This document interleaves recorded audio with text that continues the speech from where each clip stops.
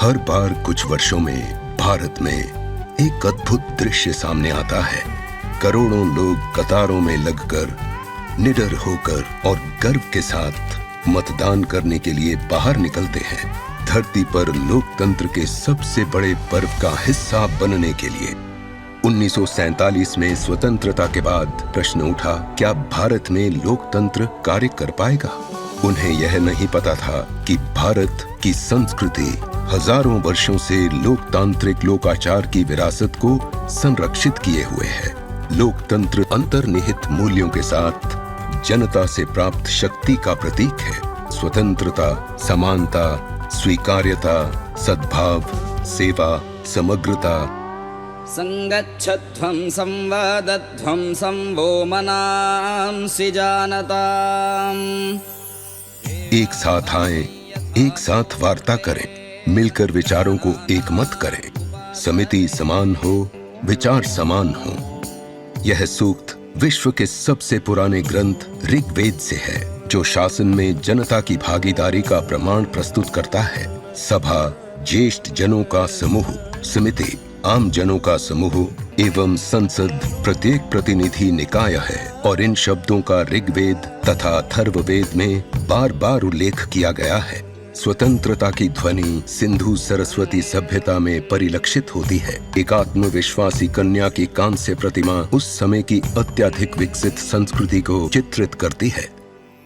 रामायण में श्री राम को समाज के सभी वर्गों की सहमति से जनमानस के राजा के रूप में स्वीकार किया गया।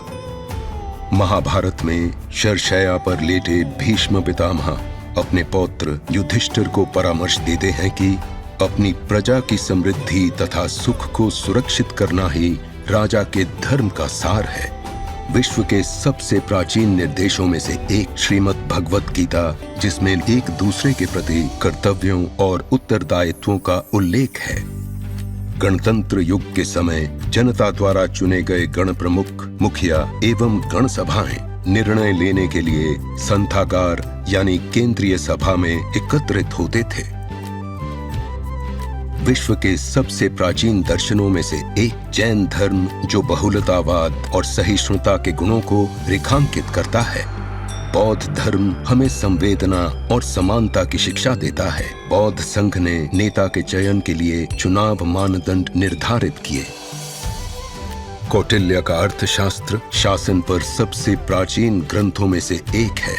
उसके अनुसार लोगों के सुख में शासक का सुख निहित है, लोगों के कल्याण में शासक का कल्याण निहित है। विदेशी यात्री भारतीय संस्कृति से विस्मित हुए। यूनानी राजदूत मेगास्थनीज ने कहा कि अधिकांश राज्यों में शासन का आधार लोकतांत्रिक है। और चीनी यात्री फा हियन ने देखा कि राजा भिक्षुओं के साथ आदरपूर्वक व्यवहार करते थे। शासकों द्वारा जनता के लिए कार्य करने तथा जनता द्वारा चुने जाने के उदाहरण अभिलेखों में प्रचुर मात्रा में मिलते हैं। उत्तिरमेरूर मंदिर की दीवारें चुनाव कराने की पूरी प्रक्रिया का वर्णन करती हैं।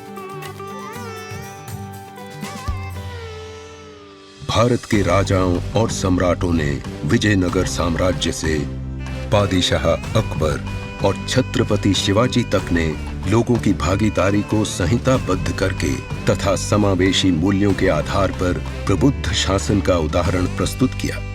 स्वतंत्रता के बाद भारत के नेताओं ने संविधान का निर्माण किया, जो समावेशी था और सभी के लिए स्वतंत्रता और समानता सुनिश्चित करता था। इससे 17 राष्ट्रीय चुनावों के माध्यम से सत्ता का शांतिपूर्ण हस्तांतरण संपन्न हुआ है। भारत का स्वतंत्र चुनाव आयोग दूर दराज तक के स्थानों में मतदान केंद्र स्थापित करके सुनिश्चित करता है कि प्रत्येक नागरिक मतदान कर सके। इलेक्ट्रॉनिक वोटिंग मशीन एवं voter verified paper audit trail भारतीय आविष्कार है, जो पूरी तरह से डिजिटल है। साथ ही व्यक्तिगत मतदाता के स्तर पर सत्यापित हो सकते हैं। वास्तव में भारत में लोकतंत्र एक उत्सव है और ये उतना ही प्राचीन है जितना कि स्वयं वेद।